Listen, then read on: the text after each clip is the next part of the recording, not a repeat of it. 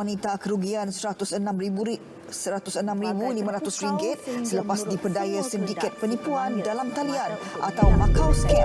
Mangsa yang tinggal di Sungai Petani diperdaya dengan mengatakannya terlibat dengan aktiviti pengubahan wang harap dan dadah 20 September lalu. Hai dan salam sejahtera, nama saya Jita Jerry daripada Kumpulan 7.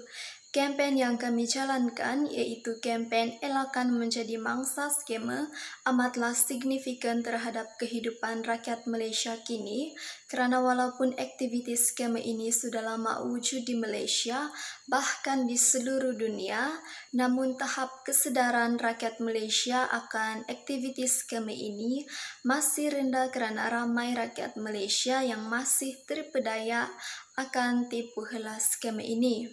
Oleh itu, kami ingin memberi kesedaran dan pendedahan kepada rakyat Malaysia agar menjadi lebih peka dan berhati-hati akan aktiviti skamer ini.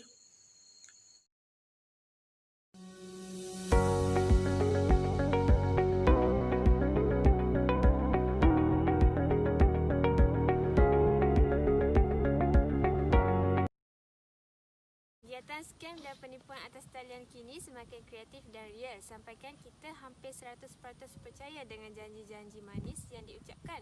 Pelbagai cara dan modus operandi digunakan pihak tidak bertanggungjawab ini untuk memerah duit anda sehingga kosong. Jadi di sini saya akan nyatakan beberapa jenis penipuan yang paling popular di kalangan rakyat Malaysia. Dan saya yakin ada di antara anda yang pernah melalui salah satu skam yang akan saya nyatakan ini. Yang pertama, skam tawaran pembiayaan kewangan yang mudah dan cepat. Skam ini biasanya menjerat anda yang memerlukan wang dengan kadar segera. Contohnya, untuk anda mendapatkan pembiayaan kewangan sehingga RM100,000, anda perlu membayar sejumlah wang terlebih dahulu sebagai wang pendahuluan loan yang anda minta. Apabila kita fikirkan jumlah pinjaman serta kadar interes yang sangat menarik, kita akan terus percaya. Tetapi, anda cuma akan sedari apabila wang yang dijanjikan tidak muncul tiba dan nombor telefon yang anda berurusan pun sudah tiada dalam talian. Seterusnya adalah skam pemindahan wang oleh pegawai bank atau pegawai polis yang lebih dikenali sebagai Macau Scam. Ini antara skam yang paling bahaya dan paling convincing. Skamer juga sudah berani berlakon jadi polis ketika ini. Mereka secara random akan membuat panggilan yang di-tap taliannya. Skam ini juga turut popular dengan nama Macau Scam kerana biasanya didalangi oleh sindiket yang berpangkalan di China. Sebaik sahaja anda menjawab panggilan, anda akan berasa seolah polis yang menelefon anda baik dari segi suaranya maupun gaya pengenalannya iaitu gaya seorang polis yang sebenar. Mereka akan membuat panggilan dan mengatakan anda sedang berhadapan dengan satu kes polis dan anda perlu membayar sejumlah wang untuk menyelesaikan kes tersebut. Pihak polis tidak akan sama sekali meminta anda menjelaskan bayaran sama menerusi panggilan telefon.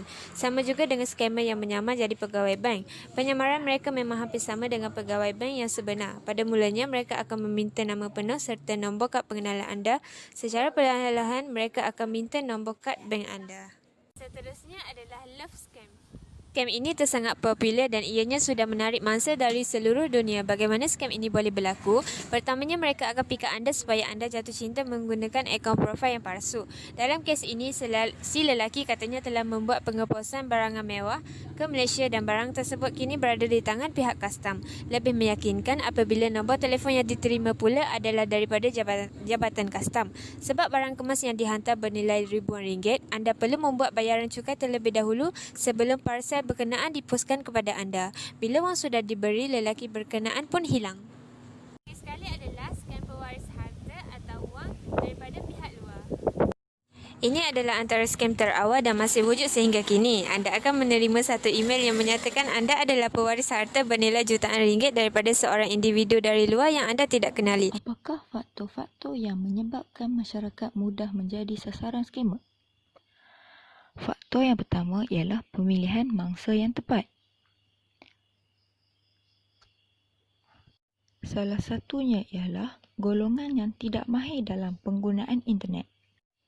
Skamer menggunakan taktik menekan mangsa secara psikologi, kononnya terbabit dalam kesalahan jenayah atau masalah kewangan.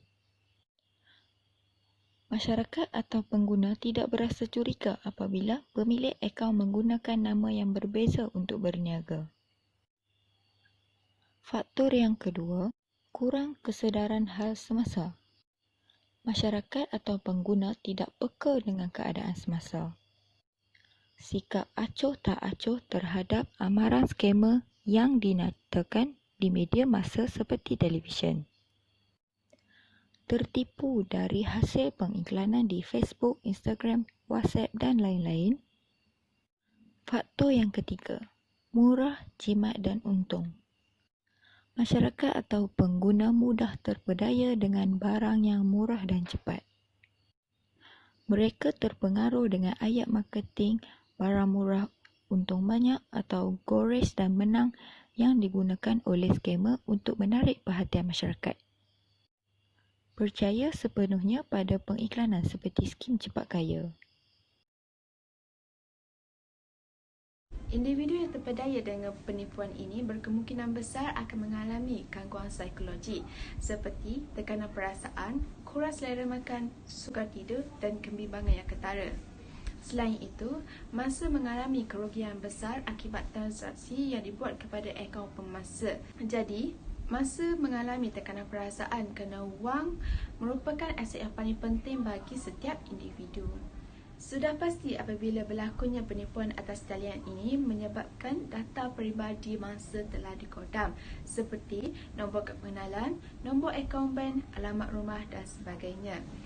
Ini memudahkan penipu dengan menyamar sebagai mangsa untuk mengakses ke dalam akaun bank mangsa bagi membuat pemindahan wang.